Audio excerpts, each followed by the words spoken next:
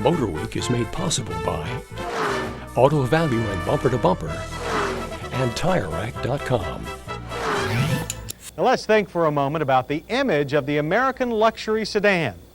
You see a car with lots of room and loads of comfort. Unfortunately, you may also see staid styling and perhaps even out-of-date engineering.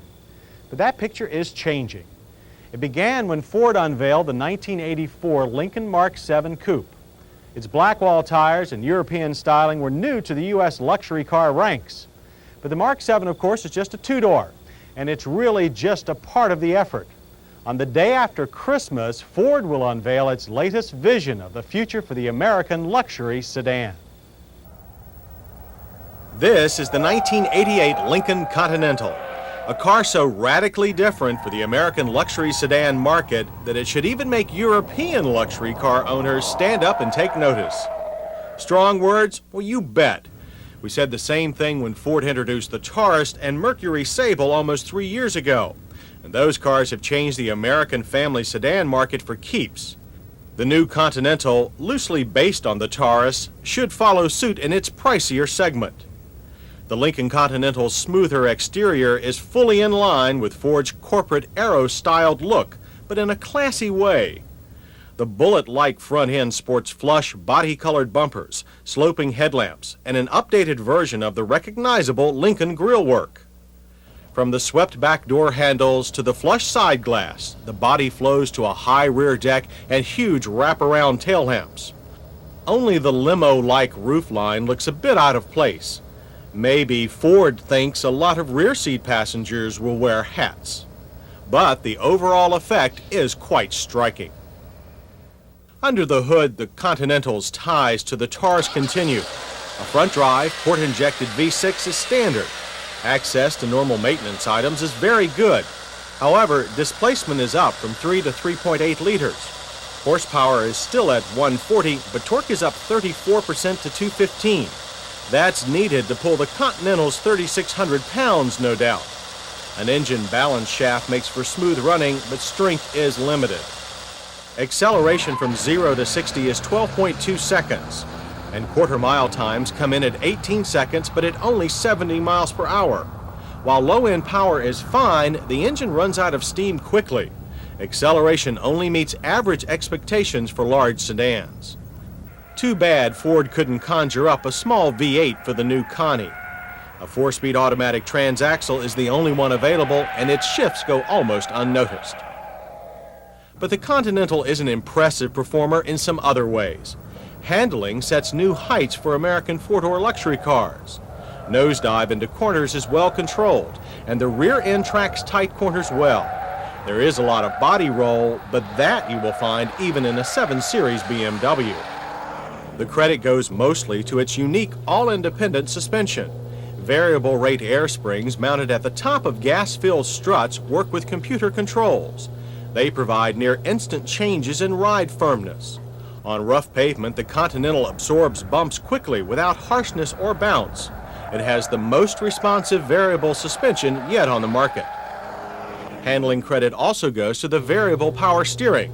There is plenty of road feel at 65 miles per hour. Yet it's light enough at low speeds for easy parking. And when it comes time to stop, the four-wheel anti-lock disc brakes haul the Continental down from 55 in a good 122 feet. There is still a lot of diving for a stop, something we've complained about on a lot of Fords, and the Continental doesn't give you that stop-on-a-dime feel of a BMW or Mercedes. The 70 Series Firestone tires do a good job of hiding road noise, but wider rubber would help here.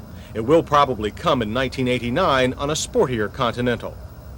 But it is luxury, after all, that attracts most upper-class car buyers. Inside, the Continental is less a departure from yore than we'd like. Seat fabrics are mostly in the velour vein, and there's too much, albeit real, wood trim. Gauges are digital and not as easy to read as some from GM. At least there is a multi-gauge that provides needed data on engine coolant oil and electrical status. Controls are first-rate, and most are easy to understand by touch alone. A power driver's seat is standard and offers just enough support, plus Mercedes-like controls on the door. Leather trim, position memory, and power lumbar support are options. The Ford JBL stereo is outstanding and can be ordered with an in-dash CD player. There is ample room for 6 adults, with the tall roof providing an airy interior feel. We also like the ease of entry for the back seat and the standard shoulder belts for outboard passengers. Even the trunk is well designed, with a bumper height opening and long flat floor. But with an estimated base price of over $25,000, how does the 1988 Continental compare with European and Japanese competitors? The Mercedes-Benz 300e has less usable interior room, costs over 15 grand more, but is faster and has far more prestige. The Acura Legend sedan costs less than the Lincoln and has better handling. However, it also has much less interior luxury, and anti-lock brakes are an option. In matters of safety, the Lincoln Continental scores high, lacking only front passive restraints for a perfect score. It also hit us right with progressive styling, lots of interior room, and innovative steering and suspension systems. It misses our marks with marginal engine power, gimmicky gauges, and old-fashioned seat fabrics. But that shouldn't stop it from doing well in its market niche. Did we say niche? Yes. You see, tuning American luxury car taste to a new frequency will not be easy. Traditional Luxo buyers want big cars with refrigerator styling.